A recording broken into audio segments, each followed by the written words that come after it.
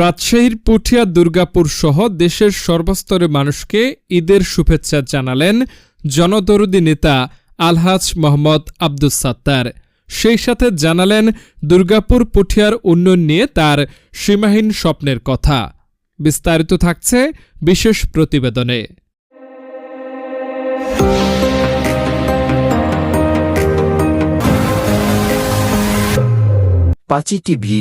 রাজশাহী ৫ আসনের বিএনপি মনোনয়ন প্রত্যাশী জনদরদী নেতা আব্দুস সাত্তার, যিনি তার জীবনের দীর্ঘ সময় ধরে মানুষের সেবায় নিজেকে উৎসর্গ করে আসছেন, অসহায় মানুষকে সহায়তা দিয়ে ভালোবেসে পাশে থাকছেন। জানা গেছে, শুধু দুস্থ অসহায় মানুষের পাশে দাঁড়িয়ে তিনি থেমে নেই। পুঠিয়া দুর্গাপুরের কোনো মানুষ অসুস্থ হয়ে রাজশাহী অথবা দেশের যে কোনো হাসপাতালে চিকিৎসারত অবস্থায় থাকলে তিনি সেখানে ছুটে যান। চিকিৎসার খোঁজ খবর শেষে অসুস্থ ব্যক্তিকে আর্থিক সহযোগিতা করে থাকেন এবং অসহায় গরিব দুঃখী মানুষদের সকল প্রকার সেবায় নিজেকে নিয়োজিত রাখেন। তার এমন মানবপ্রেম দেখে মুগ্ধ দুর্গাপুর পুঠিয়া অঞ্চলের মানুষ।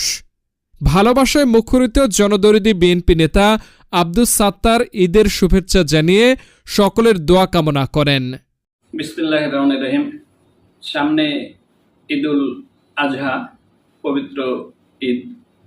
পবিত্র ঈদকে সামনে রেখে আমি পুঠিয়া দুর্গাপুরবাসী তথা মুসলিম জাহানের অধিবাসীদের প্রতি আমার ঈদের শুভেচ্ছা, ঈদ মোবারক।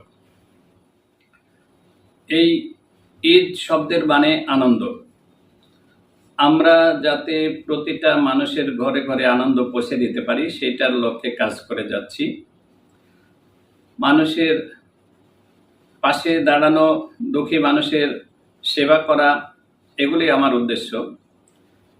নিঃস্বার্থভাবে এবং প্রতিদানের আশা না করে আমি ছোটবেলা থেকেই মানুষের সেবা করে আসতেছি। আমি মানব সেবায় নিজেকে ব্রতী রেখেছি। যেমন মানুষের কন্যাদায়গ্রস্ত পিতার কন্যাদায়ের সহযোগিতা, অসুস্থ মানুষ যারা চিকিৎসা করতে পারে না তাদের চিকিৎসার ব্যবস্থা করা, অসুস্থ রোগী অপারেশন করতে পারতেছে না তাদের অপারেশনের ব্যবস্থা করা, যাদের ঘর পড়ে গেছে ঘর নির্মাণের সহযোগিতা করা, মাদ্রাসা মসজিদ নির্মাণের সহযোগিতা করা, স্কুল কলেজের ছাত্রছাত্রীদের বইপত্র কেনায় সহযোগিতা করা, বেতন ফি দেওয়াতে সহযোগিতা করা এবং ছোটখাটো রাস্তা মেরামত, যেগুলো চলাচলের অনুপযুক্ত হয়ে যায় সেগুলো মেরামত করে মানুষের চলাচলের ব্যবস্থা করে দিই। এভাবে আমি দীর্ঘদিন ধরে মানুষের সেবা করে আসতেছি। আমি আবারও দেশবাসীর প্রতি পবিত্র ঈদুল আজহার শুভেচ্ছা জানাচ্ছি, ঈদ মোবারক। এবং আপনারা সবাই আমার জন্য দোয়া করবেন, আমি যেন আপনাদের সেবা করতে পারি, যে সেবাগুলো করে যাচ্ছি এগুলো যেন অব্যাহত রাখতে পারি। আসসালামু আলাইকুম। দীর্ঘ ১৭ বছর প্রতীক্ষা শেষে বিএনপির কিছু নেতাকর্মী যখন মাঠে ক্ষমতার জন্য দৌড়ঝাঁপ করছেন, ঠিক সেই মুহূর্তে রাজশাহী ৫ আসন পুঠিয়া দুর্গাপুরের মনোনয়ন প্রত্যাশী শিল্পপতি আব্দুস সাত্তারের নাম ভেসে উঠেছে মানবপ্রেমী রূপে। মানব সেবায় নিজেকে নিয়োজিত করে মসজিদ, মাদ্রাসা, রাস্তা থেকে শুরু করে সকল ধর্মীয় প্রতিষ্ঠানগুলোর উন্নয়ন নিয়ে জানালেন তার আগামী সীমাহীন স্বপ্নের কথা।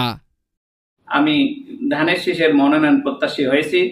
আল্লাহ যদি সহায় হন, আল্লাহ যদি আমাকে সুযোগ দেন, তাহলে হয়তো আমার যোগ্যতা, দক্ষতা, আমার মানুষের প্রতি যে ভালোবাসা, কাজ করার আগ্রহ, মানুষের কাজে যে নিজেকে আমি যেভাবে নিয়োজিত করছি, এগুলো বিবেচনা করে বিএনপির হাইকমান্ড যদি আমাকে মনোনয়ন দেন, তাহলে আমি ধানের শীষের মনোনয়ন নিয়ে যদি নির্বাচিত হই, তাহলে প্রথমে আমার কাজ হবে এই এলাকার বেকার সমস্যাগুলো সমাধান করা, রাস্তাঘাট, স্কুল, কলেজ, কালভার্ট এগুলোর উন্নয়নে সহযোগিতা করা, গরিব দুঃখী মানুষ তাদের হকগুলো যাতে সঠিকভাবে আমি তাদের কাছে পৌঁছে দিতে পারি সেগুলোর ব্যবস্থা করা, কারো প্রতি যাতে কোনো অন্যায় না হয়, সবাই যাতে সুবিচার পায় সেই সুবিচারের ব্যবস্থা করা এখনো বলতে গেলে ধরেন দুর্গাপুর পুঠিয়াতে অনেক মানুষের মধ্যে ব্যক্তিগত শত্রুতা, দলাদলি, গ্রুপ এই বিভিন্ন গ্রুপে বিভক্ত হয়ে একে অপরের পিছনে লেগে আছে, মারামারি হানাহানি হচ্ছে। আপনারা দেখছেন রিসেন্টলি তিনটা খুনও হয়ে গেছে। তো এই এলাকার নেতা কর্মীদেরকে যদি আমি ঐক্যবদ্ধ করতে পারি, এক প্ল্যাটফর্মে নিয়ে আসতে পারি, এই হানাহানির সমস্যাগুলো যদি দূর করতে পারি, এটাই আমার ইচ্ছা, যে তখন মানুষ সুখে শান্তিতে বসবাস করতে পারবে। আগে বিএনপির নেতা কর্মীরা যেখানে একসাথে বসতে পারতেন না, এখন তারা একসাথে বসতেছেন, একসাথে কাজ করতেছেন।